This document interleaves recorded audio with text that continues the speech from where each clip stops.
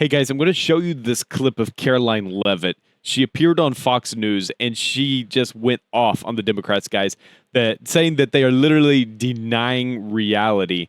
She exposed the media's lies and how the mainstream media literally won't even use their own poll numbers when they go against the narrative.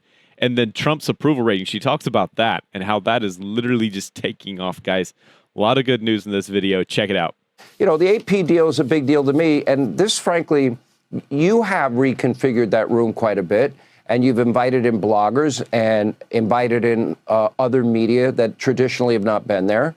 But I would go back and say that most of the mainstream legacy media, they were wrong on FISA. They were wrong on Russia. They were wrong on the case in New York. They were wrong on pretty much everything involving Donald Trump. And they never corrected themselves, did they? Mm-hmm. They never did, Sean, and the winning continues here at the White House every day. Today, a federal judge right here in Washington, D.C., denied the Associated Press's emergency request for a temporary restraining order to restore their privilege of returning to the White House press pool. And the judge's denial of the Associated Press's request reinforces what I said from the podium last week and what President Trump has been saying.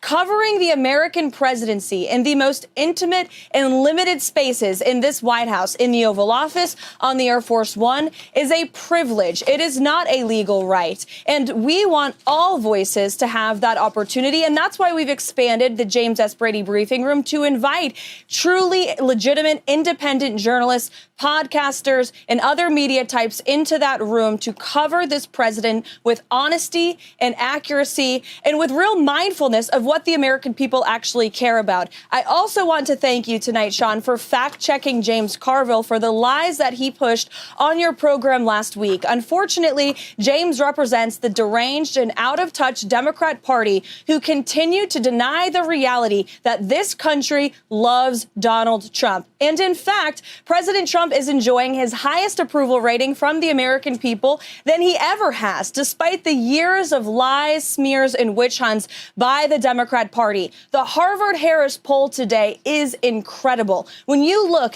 issue by issue, the vast majority of the American people support what President Trump is doing. You showed it. 81% of the American people support deporting illegal migrant criminals from our nation's communities. 77% of Americans support a full audit into the waste and fraud that this federal government has been spending their tax dollars on. And that is the exact mission of DOGE. So these numbers, these approval ratings are what you get when you have a president who actually does what he promised he was going to do. And that's why the Democrats are facing their worst, lowest approval rating since 2018. Not even 40% of the American public supports the current Democrat Party. President Trump will continue to abide by the will of the American people who elected him to this big, beautiful White House behind me. And we are restoring common sense to our great country.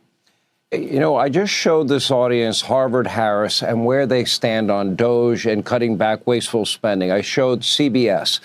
All weekend long, if you look at CBS, they're not even looking at their own poll. The New York Times, USA Today, MSDNC, The Washington Post, CNN, fake news, Huffington Post, Newsweek. They all had some version. GOP lawmaker confronted by constituents angry with the Trump-Musk cuts. It is contradicted, Karoline, by their own polls. And we're not talking about 55%, 78, 80% of the American people don't want they don't want their money spent this way, and they don't want their children and grandchildren robbed this way. And this is what Democrats call a constitutional crisis, and this is what the media falsely reports on. It's difficult to penetrate through that wall of, you know, frankly, propaganda and lies. Mm-hmm. There are a lot of lies from the left, especially from the Democrat Party. And as you said, they're propagandists and the left-wing legacy media. But the president and our administration are cutting through those lies every single day with a mega level of access and transparency to the commander-in-chief. Nearly every single day, President Trump invites journalists into the Oval Office and gives them the facts and the truth because he has that on his side. And he is doing so much, accomplishing so much, the mainstream media can't even cover it all. I mean, today we had a major announcement on a Monday morning that Apple, one of the biggest companies in this world, is going to invest $500 billion right here in the United States of America and create 20,000 new jobs. America is open for business again because of the policies and the confidence that has been restored across this world because of President Trump being behind the resolute desk. And I just saw President Trump's statement, in case your audience has it, from a few moments ago. He says our country is doing very well, and he was just thinking about the company that was shooed away and canceled by the Biden administration who wanted to build the Keystone XL pipeline. He is inviting them back. We want the Keystone XL pipeline built. He wants a pipeline built in the Northeast, in New England, where I am from, where we have some of the highest electricity and utility rates in the country. This is a president who is constantly thinking about how he can help the American people, innovating and pushing groundbreaking ideas on every single issue. And that's, again, why the vast majority of Americans are seeing through the mainstream media and the Democrat Party's lies, because they are seeing real results come from this administration every single day. Last question. How quickly do you think or anticipate the president will meet with President Zelensky and President Putin? We expect those meetings to take place very soon, especially the meeting with President Zelensky. And as the president expressed today, he wants the critical minerals and rare earth deals signed. It is going to recoup American tax dollars for the hundreds of billions of dollars that we have paid for Ukraine's national defense. He expects President Zelensky to sign that deal. It's only right, considering what the American taxpayers have done for Ukraine. If it were not for the American people, Ukraine wouldn't be a country anymore. President Trump knows that, and he's getting the American people what they deserve. Wow, guys. Love it. All right. Hey, mainstream media is melting down. Let's talk about it. But before we dive in, do me a big favor, guys. Hit that thumbs up like button to help more people see this video. Helps out with the YouTube algorithm, and I appreciate it, guys. And hey, if you love unfiltered conservative commentary, hit that subscribe button. Join the difference, guys. And all right, let's get into it. The White House has expanded press access to include independent journalists, bloggers, podcasters, giving Americans real news instead of leftist propaganda. Guys, I absolutely love it. That means that they're opening the doors to people like me that the Biden administration and previous administrations have completely barred. Now it's not just the big names, the people that control the narrative, that are getting access to these rooms. Legacy media outlets like the AP, CNN, New York Times have been caught in lie after lie about Donald Trump, and they never correct themselves. Well, look at what just happened. A federal judge just denied the AP's request to regain White House press access. This proves, guys, that covering the president, it's a privilege. It's not a right. Do you think, guys, let me know down in the comments, do you think more independent journalists should have White House access, or should legacy media dominate the narrative? And then we got to talk about those approval ratings. Like, that's off the chain, guys. Harvard Harris poll shows Trump's approval as at an all-time high.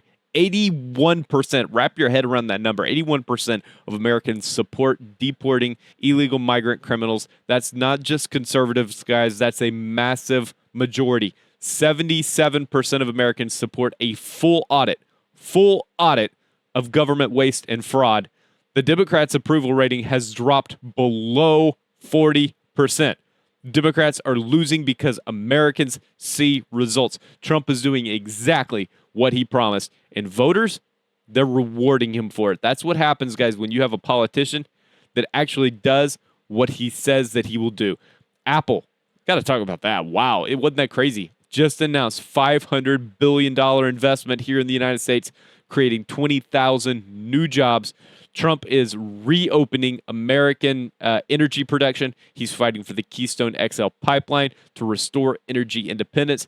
Guys, the Biden administration, he literally chased businesses away. Trump is having to go out and bring them back, but he's doing it successfully. Do you think that Trump's economic policies are the reason for this growth, Or do you think that this is just because the Democrats are going to say this is a coincidence or that somehow it was Biden that was able to do this? Let me know what you think. Mainstream media is ignoring their own polls when the numbers don't fit their narratives. CBS, MSNBC, CNN, they're all pushing fake stories about Americans rejecting spending cuts when their own polls say the opposite. Democrats are running out of lies, guys. They can't spin their failures anymore because the Americans are living through them.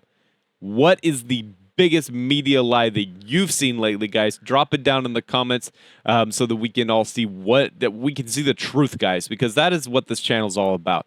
We got to reveal the truth. Trump is demanding accountability from Ukraine, making sure American tax dollars aren't wasted. He's fighting to secure critical minerals, resources, so that Americans benefit first. And unlike Biden, Trump is negotiating from a position of strength and not weakness. So again, final question for you guys is, should the U.S. keep sending billions to Ukraine, or should we demand a return on the investment like Trump is doing? Now, guys, if you made it this far in the video, do me a big favor, hit that subscribe button, turn on notifications so you never miss an update because you're a real one. Let me know in the comments, do you trust the mainstream media? And if you want to support the channel, you want to go absolutely crazy, consider becoming a member. Your support, guys, it helps me keep bringing you the truth that the media won't cover. Thank you guys for watching. Couldn't do it without you. I'll see you in the next one.